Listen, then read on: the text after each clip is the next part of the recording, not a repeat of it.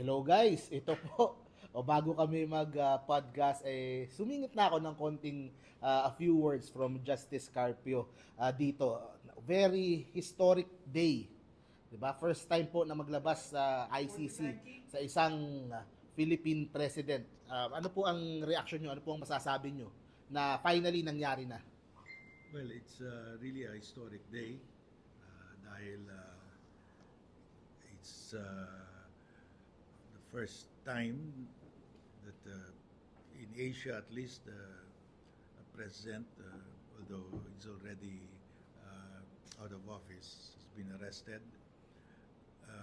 But this is really justice for the more than 30,000 victims of extrajudicial killing. No? This is the start of justice. Hindi pa ito yung full justice. Ito lang ang the promise of justice. Simula pa lang, no? Simula Start pa lang. Start pa lang. Pero itong start na to, it took 8 years para ano po masasabi niyo dun sa mga nag-effort na magawa po itong ICC na warrant na ito? They really believe that in the end justice will prevail. So I know that napakahirap pag dinaanan nila, but we're happy at least the warrant of arrest has been issued. That's already a very big victory, no? Na maipalabas mo yung ganun, no? Pero una pa lang yun.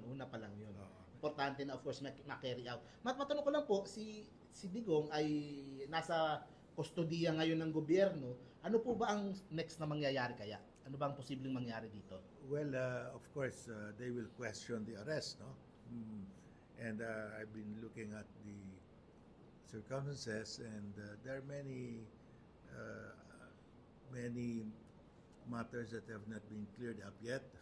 So we hope that they will be cleared up kasi madaming Susubukan po nilang iharangan sa Supreme Court? Meron bang ganun silang option o remedy na para subukang harangan yung pong... Kasi ang mahirap dito, pag dinala na si Digong sa Europe, wala nang balikan yun.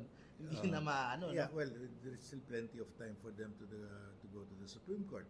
They can do that tomorrow, no? So, I still don't have a grasp of the legal situation because hindi pa klaro kung ano ba talaga nangyari. Is there a communication, a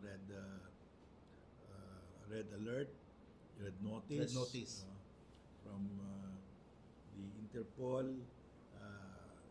Hindi pa klaro no? So final question ko, Justice. How soon kaya na madadala itong si Digong sa Europe, and ano kaya magiging epekto nito sa eleksyon at sa awayan na nangyayari ngayon sa politika sa bansa? So how soon kaya siya? Well, pwedeng we dalhin sa cannot Europe? say when, because aakyat yan sigurado ako, pupunta yan ng Supreme Court, no?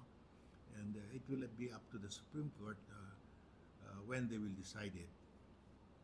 So this is just the beginning, as I said, no? But at least mukhang there's light at the end of the tunnel.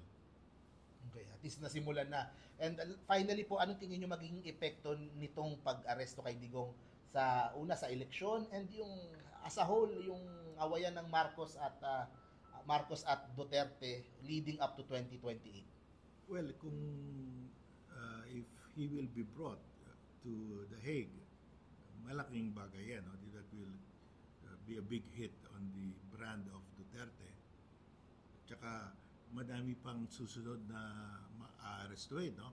So baka yung mga kaalyado niya pwede ring masama. So it could cripple them really. Thank you very much po, Justice Carpio. Ayun, abangan nyo po yung podcast namin. Hintayin namin yung mga kasama namin na late Pero abangan nyo po, exciting yung magiging podcast. Siyempre, lalo na ngayon, historic day. Digong, ICC warrant, andyan na. Thank you very much, guys. Thank you very much, Justice. See you po, guys. Yun, let justice prevail.